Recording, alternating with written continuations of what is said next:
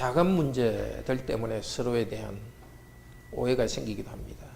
그 오해가 깊어지면 신뢰를 잊어버립니다. 교인들이 목사를 신뢰하지 않을 때 있습니다. 자녀들이 부모를 신뢰하지 않습니다. 아내가 남편을 신뢰하지 않습니다. 어떻게 신뢰를 회복해야 되겠습니까? 지금 사도 바울이 당한 문제가 그것입니다. 고린도 교인들이 사도 바울에 대한 신뢰를 잃었습니다. 사도는 정직하지 않다, 믿을 수 없다 비난을 하고 있습니다. 편지는 힘이 있지만 만나보면 약하다. 사례를 받지 않는 것은 무자격자다. 교묘히 속여서 교회로부터 뒤로 돈을 받고 있다. 그런 그 비난을 하고 신뢰하지 않았습니다. 오늘 말씀에는 사도 바울이 자기들에게 오지 않는 것 때문에 또 신뢰를 잃었다고 말합니다. 교회를 한 번 온다고 했다가 방문한다고 했다가 두 번 방문한다고 했다가 또 아직도 방문하지 않으니까 믿을 수 없다고 말합니다. 이것은 사실과 다릅니다. 사실과 다르게 사도 바울을 믿어주지 않고 있습니다. 사도 바울은 그냥 그들이 믿어주지 않으니까 그냥 슬금슬금 넘어갈 수도 있었을 겁니다. 뭐 나에게도 잘못이 있다 이렇게 넘어갈 수도 있었습니다. 우리도 종종 그렇게 하죠. 사람들이 자꾸 우리 보고 우리의 정직성을 의심할 때 그냥 대충 얼머무려서 넘어가기도 합니다. 그러나 사도는 그렇게 하지 않습니다. 나는 내 양심으로 정직하게 말하건대 나는 신실하게 행했다고 자기를 주장합니다. 왜 그렇습니까? 사도의 신실성이 의심받으면 사도가 전하는 복음이 의심받기 때문입니다. 교회가 피해를 받습니다. 우리도 그리스도를 대신하는 이 땅에 있는 작은 그리스도들입니다. 또 우리 각자도 직분이 있습니다. 우리가 불필요하게 의심을 받거나 신뢰를 받지 않을 때 우리도 신실하다고 자기를 변호해야 됩니다. 오늘 사도 바울은 이렇게 자기를 변호합니다. 하나님께서는 사도 바울은 하나님이 주신 복음 약속에 헌신하고 신실하기 때문에 자기는 신실하다는 것입니다. 자기의 신실함의 근거를 자기에게서 찾지 않고 하나님에 대해서 찾습니다. 먼저 12절에서 14절은 자신은 하나님의 은혜로 신실했음을 자랑합니다. 그리고 15절부터는 하나님의 신실하심을 좀 더 설명하면서 자기의 신실함을 말합니다. 우리도 이런 것을 배우기 바랍니다. 자기의 신실함을 변호하고 또 한편에서는 그런 신실함에서 우리가 자라기를 바랍니다. 먼저 사도는 자신이 하나님의 은혜로 신실하게 되었음을 자랑합니다. 12절 사역으로 된 것 같이 한번 읽읍시다. 왜냐하면 우리의 자랑은 이것입니다. 이것은 우리의 양심이 증거하는 것이기도 합니다. 즉 하나님의 순전함과 정결함으로 육체의 지혜로가 아니라 하나님의 은혜 가운데서 이 세상에서 행동했고 특히 여러분에게는 더 그랬습니다. 왜냐하면 이렇게 시작하는 것은 앞쪽 1장 11절에 나오는 것이고 앞쪽 전체를 봤습니다. 간구함으로 우리를 도우십시오. 그걸 통해서 기도 때문에 하나님께서 우리를 은사를 주시고 그 은사 때문에 많은 사람이 우리를 위해 감사하게 하도록 하기 위해서입니다. 은사가 풍성하게 되어서 다른 사람을 돕기 위해서입니다. 또 8절 9절에서는 너무 고생하여서 사형 선고를 받은 줄을 알았습니다. 그 가운데서 하나님께서 나를 구원하시는 것을 경험했습니다. 자, 사도 바울은 앞쪽에서 성도는 서로를 위해서 기도하고 또 하나님께서는 그 기도 때문에 은사를 주시고 또 성도들은 사도 바울에 받은 은혜 때문에 서로 감사하는 일, 기도해주고 가르치고 가르친 사람의 감사는 이 그 은혜의 공동체가 있다는 것을 말했습니다. 이 은혜의 공동체가 더 분명히 되기 위해서는 신뢰가 아주 중요합니다. 그래서 사도 바울은 자신의 신실함을 자랑하는데, 먼저 신실함을 자랑할 때 첫째로는 양심이 자기에게 이것을 증거한다고 말합니다. 양심은 원래 함께 안다는 뜻입니다. 사이언스 있죠? 사이언스가 안다는 뜻이거든요. 양심이 영어로 conscience인데 con은 함께 한다는 뜻이거든요. conscience 명사로 되면 그렇죠. 그래서 conscience, 영어로 conscience 하죠. conscience라는 것은 함께 아는 것입니다. 그건 헬라에서 왔는데 헬라어도 원래 같은 뜻입니다. 그래서 양심이라는 것은 내 안에 있는 어떤 것이 아니라 하나님이 나와 함께 아는, 하나님 앞에서 내가 분명히 아는 것입니다. 우리 신학교 신대원 표가 코람데오인데 하나님 앞에서 그것입니다. 그것이 바로 양심입니다. 그러니까 하나님 앞에서 양심이 분명할 때는 사람들에게 판단받는 것은 두 번째 문제입니다. 고린도전서 4장 3절 4절에서도 사도 바울은 이렇게 말합니다. 고린도전서 4장 3절 4절 제가 읽겠습니다. 여러분에게나 다른 사람에게나 판단받는 것이 내게는 매우 작은 일입니다. 나도 나를 판단하지 아니합니다. 내가 자책할 아무것도 깨닫지 못하나, 이 자책할 이것이 양심에 있어서 이 뜻입니다. 양심으로 알기에 이 뜻입니다. 양심으로 알기에는 아무것도 없다. 그러니까 비난받을 아무 것이 없다고 말합니다. 그래서 판단을 할 때에 사람과의 관계에서 사람의 판단을 따르는 것이 아니라 하나님 앞에서 내가 판단을 받는 것입니다. 그런데 고린도전서 4장 3절 4절에서는 내가 양심으로 깨끗하지만 이를 인하여서 내가 의롭지는 못하리라. 하나님의 절대 기준에 비춰볼 때는 나는 의롭지 못합니다. 그렇지만 사랑의 관계에서 비춰볼 때 하나님 앞에서 자기는 옳다고 인정할 수 있습니다. 하나님께서 그렇게 의롭다 인정해 주시고 판단하는 것입니다.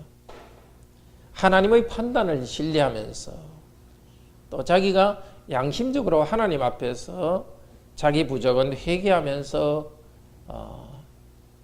의롭게 살아왔기 때문에 양심적으로 자기는 신실하게 살아왔다고 합니다. 그 하나님의 판단을 신뢰하면서 사도 바울은 두 번째로 자랑하는 것은 하나님의 순전함과 정결함, 하나님의 은혜 때문에 자기는 순전하고 또 정결하게 됐다고 말합니다. 자, 12절에 하나님의 순전함과 정결함 이야기하는데요. 여기 순전함이라는 것은 불순물이 없다는 것입니다. 즉 말을 할 때 이 말하고 저 말하고 이렇게 하는 것이 아니라 두 개가 이렇게 갈등되는 것이 있는 것이 아니라 순전하게 딱 하나로 말을 옳다 하면 진짜 옳은 대로 자기가 어떤 말을 하면 그 마음이 그대로 움직이는 것입니다. 이 정결함이라는 것은 햇빛에 비춰보아도 티가 없이 깨끗함입니다. 그러니까 그 깨끗함을 강조합니다. 순수성을 강조합니다. 특별히 세상에서 그렇지만 여러분 고린도 교회에서는 더욱 그랬다. 왜냐하면 다른 데서는 짧게 있었지만은 1년 반 동안 교회 안에 고린도 교회에서 있었기 때문에 사도 바울은 순전함과 정결함이 나타났다 합니다. 그런데 강조하는 것은 하나님의 순전함과 정결함입니다. 사도 바울의 순전함과 정결함이지만 그것은 하나님께로부터 온 것입니다. 사도 바울 자신은 순전하지 않고 정결하지 않습니다. 하나님의 은혜로 하나님의 일하심 때문에 순전하게 되고 정결하게 되었습니다. 로마서 3장 23절은 말합니다. 모든 사람이 죄를 범하였음에 하나님의 영광에 이르지 못하더니 오직 예수 그리스도의 은혜로 죄사함을 받았습니다. 순전하지 않고 죄인입니다. 그렇지만 죄사함을 받은 하나님의 은혜로 순전함과 정결함을 받았습니다. 그 다음에 어떻게 합니까? 로마서 8장 13절은 이렇게 말합니다. 영으로서 몸의 행실을 죽이면 살리라. 매일매일 성령님을 의지하여서 자기의 육체의 생각, 죄의 생각을 죽이면서 살아갑니다. 그렇기 때문에 순전함과 정결함이 나타났습니다. 어렵다 하셨기 때문에 순전하고 정결하다고 인정받았고, 성령님을 의지하여서 자기를 악한 것을 부인했기 때문에 사도 바울은 순전함과 정결함이 나타났습니다. 물론 절대적 의미에서는 순전하고 정결하지 않습니다. 하나님께서 계속 이렇게 만들어 가시기 때문에. 그렇지만 사람과의 관계에서는 분명히 나는 순전하고 정결하다고 말할 수 있습니다. 사람이 가장 순전하고 정결한 상태가 바로 그 상태입니다. 자기 스스로의 힘이 아니라 하나님의 은혜를 의지하며 나아갈 때 순전하고 정결한, 참으로 순전하고 정결했습니다. 그리고 또 12절은 육체의 지혜가 아니라 하나님의 은혜 가운데서 행동했답니다. 자기의 그 교묘하게 머리를 돌리며 살아간 것이 아니라 하나님이 주신 은혜를 의지했습니다. 성령님을 의지했습니다. 하나님이 하라면 하라는 대로 그대로 은혜를 의지하여 행동했기 때문에 순전했습니다. 사도 바울이 이렇게 순전하고 정결하게 되는 과정은 순탄하지만 않았습니다. 많은 고난 가운데 다듬어 주었습니다. 육체의 가시와 질병을 주었습니다. 질병 가운데 고통스러워서 하나님께 이것을 고쳐달라고 구했습니다. 그때 하나님께서는 내 은혜가 네게 족하다. 병이라는 은혜를 주셨습니다. 병이라는 은혜 때문에 사도 바울은 교만하시지 않고 자꾸 낮아졌습니다. 그렇게 다듬어지면서 순전하고 정결함을 가지게 되었습니다. 하나님 앞에 절대적으로 순결할 수는 없지만 하나님 안에서 이렇게 다듬어져 가기 때문에 사도 바울은 하나님이 나를 다듬어가는 순전함과 정결함이 있다고 말합니다. 그래서 여러분은 나를 비난할 수 없다고 말합니다. 사도 바울은 자기를 자랑하는 것이 아니라 하나님을 자랑합니다. 예수 그리스도께서 자기에게 하신 일을 자랑합니다. 육체의 지혜, 자기의 지혜를 자랑하지 않습니다. 하나님의 은혜를 자랑합니다. 하나님이 주신 지혜와 힘을 자랑합니다. 사람의 것을 썩지 않고 하나님이 주신 것으로 순전하고 정결하게 했습니다. 이것 때문에 다른 사람이 자기를 비난할 때 자기는 변호할 수 있었습니다. 우리도 마찬가지입니다. 절대적으로 우리는 순수할 수 없습니다. 그러나 하나님 앞에서 의롭다 인정함을 받고 계속해서 성령님 안에서 우리가 변화되어 가고 있고 그 사실을 우리가 양심으로 알 때 우리는 하나님의 은혜로 하나님의 순전함과 정결함이 있다. 하나님의 은혜로 됐다고 우리는 변호해야 됩니다. 종종 그리스도인들은 의에 대한 순전함과 정결함에 대해서 다른 사람이 비난할 때 그냥 기가 죽어서 말도 안 하고 넘어가는 경우가 많습니다. 왜냐하면 하나님 앞에 나를 비추어 볼 때 나는 부족하니까. 근데 그건 다른 문제입니다. 하나님한테 앞에서 내가 부족하지만 정결하게 만들어가기 때문에 하나님 앞에서는 어려운 것입니다. 다른 사람들의 관계에서 다른 사람은 내 양심의 이 문제를 터치할 수 없습니다. 내가 이 하나님과의 관계에서 내가 정직하게 살아갔으면 나를 변호하는 것입니다. 내가 내 죄 때문에 싸우는 그 문제를 가지고 다른 사람한테 내가지고 그래 나도 내 죄 때문에 싸우니까 나는 순전하지 않습니다. 정결하지 않습니다. 그렇게 말할 이유가 없습니다. 하나님과 나와의 그 정결함의 싸움은 하나님과의 관계 속에서 이야기하는 겁니다. 사람과의 관계 속에서는 사람들이 우리를 자기 기준으로 비난할 때 우리는 사람들의 기준으로 볼 때는 사실 우리는 아주 의롭고 선한 것입니다. 하나님께서 이미 의롭고 선하다고 했기 때문에. 그리스도인의 양심이 정결하기 때문에 정결한 양심이 잘못 오해하면 그렇게 될 수 있습니다. 하나님 나를 의롭게 하셨다는 것 안에서 내 행동을 평가하지 않으면 사람들이 우리를 비난할 때 그리스도인은 너무 쉽게 마음의 상처를 받고 또 자기의 내면의 하나님과의 내면에서 하나님 앞에서 의롭게 하려고 하면서 자기의 부족함 이것을 사람들 사이에 드러냅니다. 좀 더 쉽게 설명하자면 인간관계 사이에 의롭다는 그런 기준은 다 만족시켰는데도 내가 하나님과의 앞에서의 어려움이었고 그것을 씨름하는 이것과 두 개를 비교해 버리는 겁니다. 그래서는 안 되는 겁니다. 하나님 앞에서 어렵게 씨름하는 것이 결과적으로 어렵게는 나타났기 때문에 내 안에 있는 그런 씨름 때문에 다른 사람의 비난에 대해서 쉽게 넘어가서는 안 됩니다. 사도 바울이 이렇게 당당하게 자기를 주장하는 것을 보십시오. 그리스도인이 이 땅에서 정말 하나님 나라를 이루어가기 위해서는 사단이 우리를 이런 문제로 공격할 때 정당하게 하나님께서 내 양심과 함께 증거하신다는 사실 때문에 우리가 변호하고 우리에게 주신 길을 걸어가고 우리 사명을 다해야 됩니다. 근데 사도 바울은 이제 다음 이어서 말합니다. 13절 같이 읽어봅시다. 왜냐하면 우리는 여러분이 읽고 인정하고 알아주고 있는 것 말고 다른 것을 쓰고 있지 않습니다. 온전함에 이르기까지 여러분에게 앞으로 알려지게 되기를 소망합니다. 자, 사도가 지금 편지를 쓰고 있는 이 문제에 대해서도 자기는 정직하게 쓰고 있다고 변호합니다. 그냥 다른 의도가 있고 의도와는 다르게 편지를 쓰고 있는 것이 아니라 여러분이 편지에 일른 그대로 나는 진실하게 쓰고 있습니다. 또 여러분이 알아주고 있는 것 말고 다른 그게 있지 않습니다. 다른 의도와 다른 어떤 가식이 있지 않습니다. 알아준다는 것은 어떤 사람을 인격적으로 알아주는 것입니다. 편지의 내용과 사도 바울이 실제 아는 것은 실제 인격이 일치한다는 것입니다. 그리고 14절은 부분적으로 알아주었던 것처럼 14절도 우리 같이 읽어봅시다. 그런즉 여러분이 부분적으로 우리를 알아주었던 것처럼 우리 주 예수의 날에는 여러분이 우리의 자랑이듯이 우리가 여러분의 자랑이 되는 것입니다.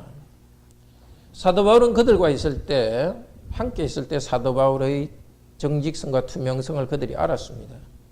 그런데 그 뒤에 사도 바울은 지금 사도 바울을 보고 비난하는데 사도 바울은 나는 그대로 지금 정직하게 그대로 있습니다. 내 마음의 동기를 추측하지 말고 의심하지 마십시오.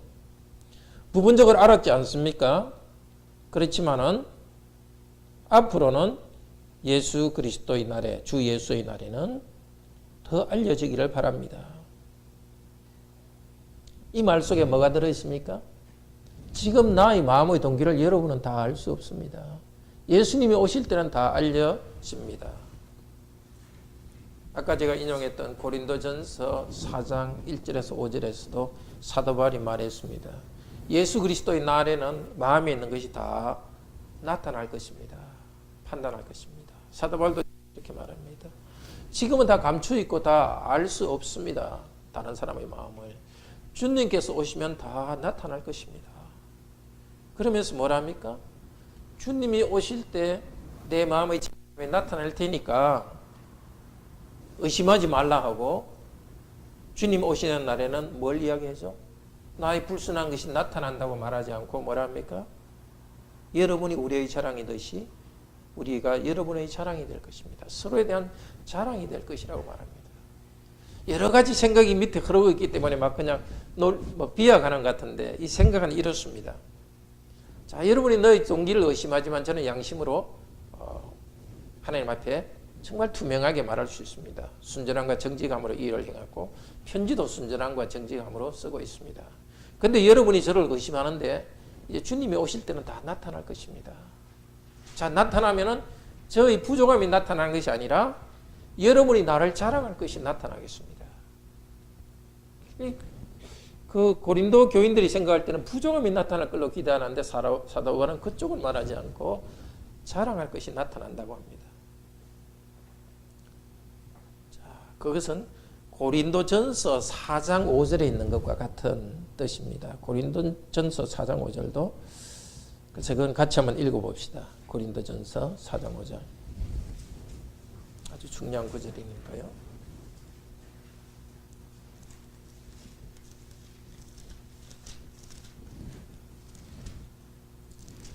똑같이 이제 그 의심을 받는 고린도 교인들로부터 의심받는 문제에 대해서 사도 바울이 말합니다. 4장 5절 같이 읽읍시다. 그러므로 때가 이르기 전 곧 주께서 오시기 전까지 아무것도 판단하지 말라. 그가 어둠에 감추인 것들을 드러내고 마음의 뜻을 나타내시리니 그때 각 사람에게 하나님으로부터 칭찬이 있으리라. 사도 바울이 불순함과 죄를 의심하는 고린도 교인들에게 나는 양심으로 옳다 의심하지 말라. 아까 4장 4절에 자책할 것이 없다. 이것이 바로 양심으로 옳다는 뜻이라고 말했죠.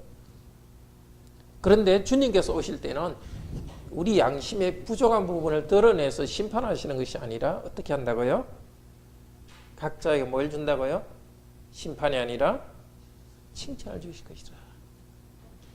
이게 그리스도 안에서 있는 사람들에게 주시는 하나님의 은혜입니다.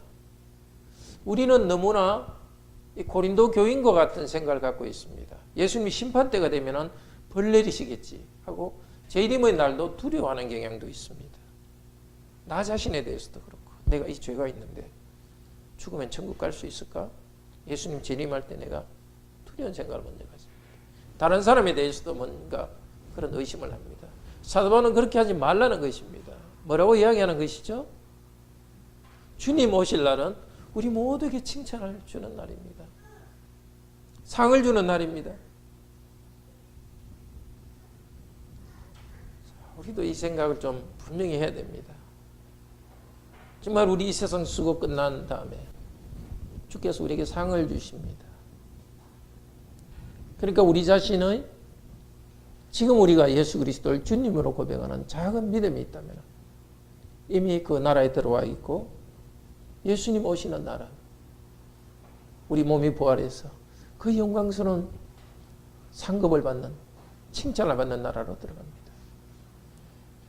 우리의 현재의 부족에도 불구하고 우리의 미래에 대해서는 이런 상급의 칭찬에 대한 기대, 인정에 대한 기대, 그것이 우리 마음을 기쁨으로 채워야 됩니다.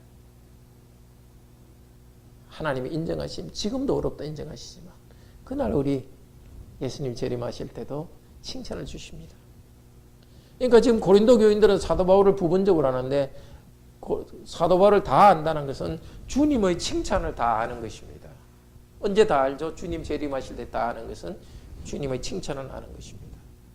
그렇기 때문에 주님이 다 칭찬할 때는 여러분도 예수님 재림 후에는 나를 자랑할 것이고 나도 여러분을 참 자부심 있게 생각할 것입니다. 왜 그렇게 되겠습니까? 왜 그날을 바라보면서 지금 긍정적으로 생각해야 되겠습니까?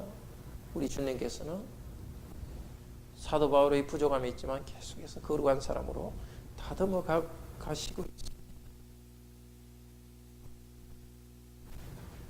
자, 부분적으로 알려진 것이기 때문에 사도 바울의 선이 부분적으로 알려진 것이기 때문에 알려지지 않은 사도 바울의 동기를 의심하거나 추측하지 말아야 됩니다. 사도 바울의 부족함이 있다면 앞으로 성령님께서 계속 다듬어 가실 것입니다.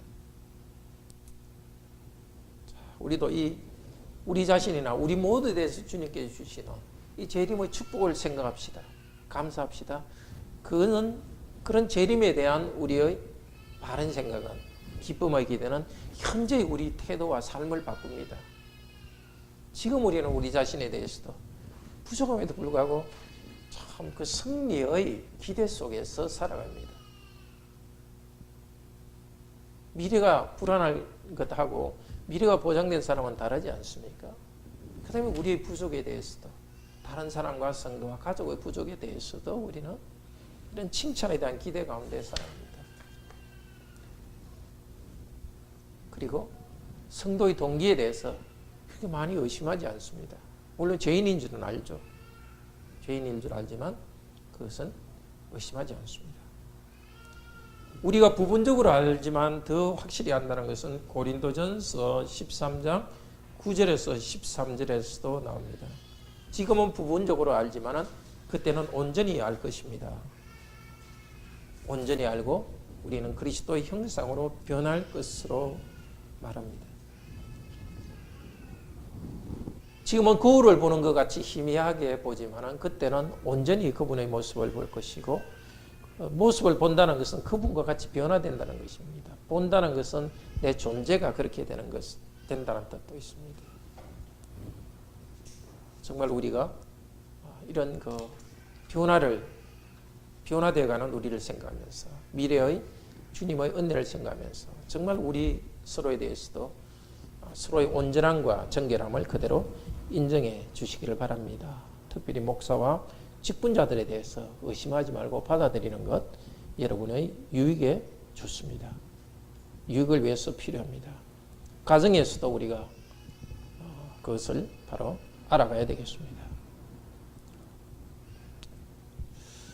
둘째로 사도 바울은 복음을 신실하게 전하게 한 하나님의 신실하심을 자랑합니다. 그렇게 신실함을 자랑함으로써 자신의 신실함을 변호합니다.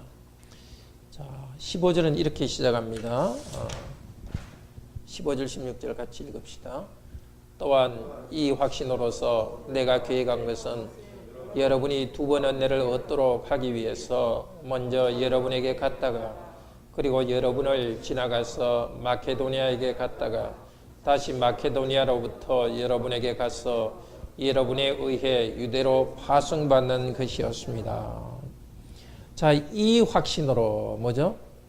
이 확신, 여러분이 나에 대해서 자부심을 가지고 재림 때에 자부심을 가질 것이고 그래서 지금 서로를 신뢰해 줄 것이라는 확신을 가지고 사다 버린 계획이 무엇이었습니까? 두 번 은혜로 받기 위해서 여러분을 지나서 마케도니아로 갔다가 자 머릿속에 지도를 보십시오.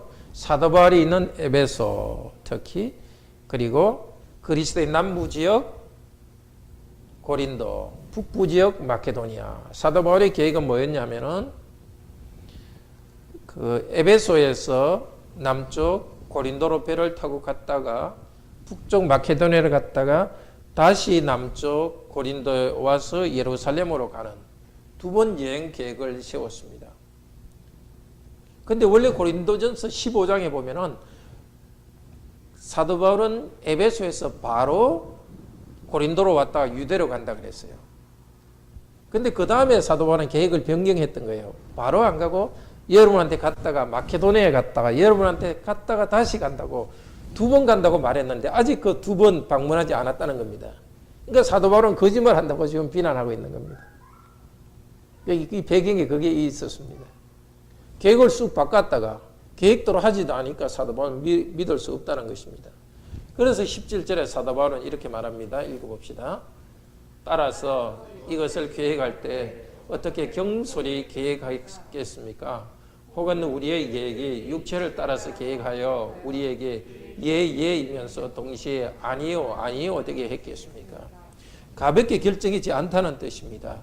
예는 약속대로 신실하게 결심하는 것이고요. 아니요 하는 것은 약속을 안 지킨다는 겁니다. 약속은 해놓고 지킬까 말까 두 마음을 품었지 않다는 것입니다. 그런데 사도 바울이 이렇게 빨리 가지 않은 것은 23절에 보면 여러분을 아꼈기 때문입니다. 나중에 설명하겠습니다만은 사도 바울이 다시 방문한 것을 지금 연기하고 있습니다. 왜냐하면 고린도 교인들이 사도 바울에 대한 반감이 너무 심해가지고 연기하고 있습니다. 우리도 그렇지 않습니까? 너무 막 이렇게 반감이 심할 때는 뭔가 무슨 말을 하더라도 오해되고 더 이렇게 감정이 골이 깊어갑니다. 그래서 사도 바울도 그걸 알기 때문에 지혜롭게 방문하지 않고 뭔가 감정이 가라앉을 때를 지금 기다리고 있습니다. 근데 사도 바울이 기다리는 걸 보고 또 고린도 교인은 뭐라 하는 거죠? 거짓말쟁이다고 또 이렇게 비난하는 거죠. 참 그 악한 고린도 교인 때문에 사도 바울이 고통을 많이 당했고 그렇지만 변호하고 있는 것입니다. 근데 사도 바울이 이렇게 자기가 계획을 변경했고 한 것 그것에 대해서 뭐라고 변호하느냐 18절 하나님은 신실하십니다. 18절 같이 읽어봅시다. 그런데 하나님은 신실하십니다. 즉 여러분을 향한 우리는 말은 예이며 아니요는 아닙니다. 그러니까 우리가 이중적이지 않는 것은 하나님이 신실하시기 때문이라고 말합니다. 이제 사도 바울은 자기가 신실하지 않다고 비난한 사람들에 대해서 하나님이 누군가를 말함으로써 자기의 신실함을 변호합니다. 첫째로 사도 바울은 하나님이 신실하다. 하나님의 신실함은 히브리어로 아멘인데요. 18절에서 22절에 나온 모든 것이 사실 이 아멘과 연결되어 있습니다. 아멘, 이것도 신실함이고, 또 하나님은 경고하십니다. 그게 몇 절이죠? 네. 약속은 경고합니다. 예수 그리스도 안에서. 네. 나중에 한번 보겠습니다. 경고함.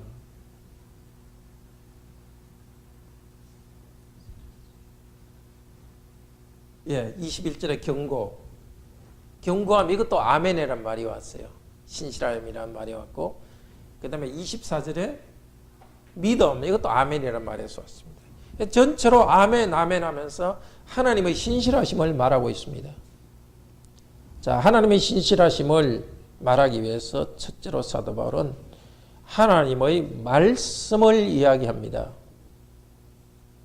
우리가 복음을 전할 때에 19절에는 나와 실루아네와 디모데를 통해 전파된 그분은 예이며 아니로 되지 않습니다. 사도 바울이 전한 하나님의 말씀, 그 말씀 자체는 이랬다 저랬다 하지 않는다는 것입니다. 그러니까 말씀을 바로 전하는, 거짓말하지 않는 말씀을 바로 전하는 사도 바울은 신실하지 않겠습니까? 예. 두 번째로 하나님께서는 그 복음 약속대로 신실하게 약속을 지켰기 때문에, 하나님이 신실한 분이기 때문에 나도 신실하다는 것입니다. 19절 20절 같이 한번 읽읍시다. 사유로 된 것. 왜냐하면 하나님 아들 예수 그리스도 여러분 안에서 우리를 통해, 즉 실루아노와 디모데를 통해서 전파된 그분은 예이면서 아니어로 되지 않았습니다.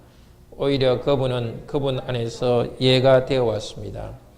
왜냐하면 하나님의 모든 약속들은 그분 안에서 예입니다. 따라서 그분을 통해서 하나님께 아멘 영광을 돌리기 위해서, 이 예와 아멘 이거 다 같은 말입니다. 예, 아멘, 경고함, 믿음 다 같은 아멘이라는 말에서 왔습니다. 자, 복음을 전한 이 복음 약속대로 하나님께서는 신실하게 행하셨습니다. 저 구약에서 메시아를 보내겠다고 약속하신 대로 하나님께서는 그분을 통해서 20절, 그분을 통해서 하나님의 모든 약속들은 예수 그리스도 안에서 예입니다. 이 예라는 게 뭐냐면 아멘, 진실하다는 것입니다. 그렇지 않습니까? 메시아를 보내겠다. 여자의 몸에서 태어날 그 아들이 구원할 메시아다. 그 약속대로 다 이루었습니다.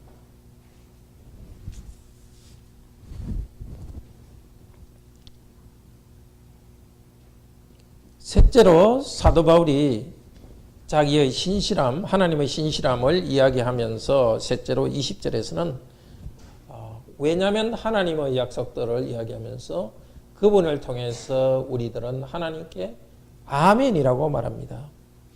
하나님께서는 복음을 신실하게 전하셨고 또 하나님 백성들에게 신실하게 하나님을 찬송하게 합니다. 아멘하고 찬송하게 하십니다. 성도들이 아멘하며 영광을 돌리게 합니다. 이렇게 하나님 복음을 전하게 하시고 복음대로 신실하게 이루시고 성도는 하나님의 신실하심을 아멘하고 찬양하게 하는 이 일을 하는데 사도 바울이 쓰이고 있으니까 사도 바울도 신실하다는 것입니다.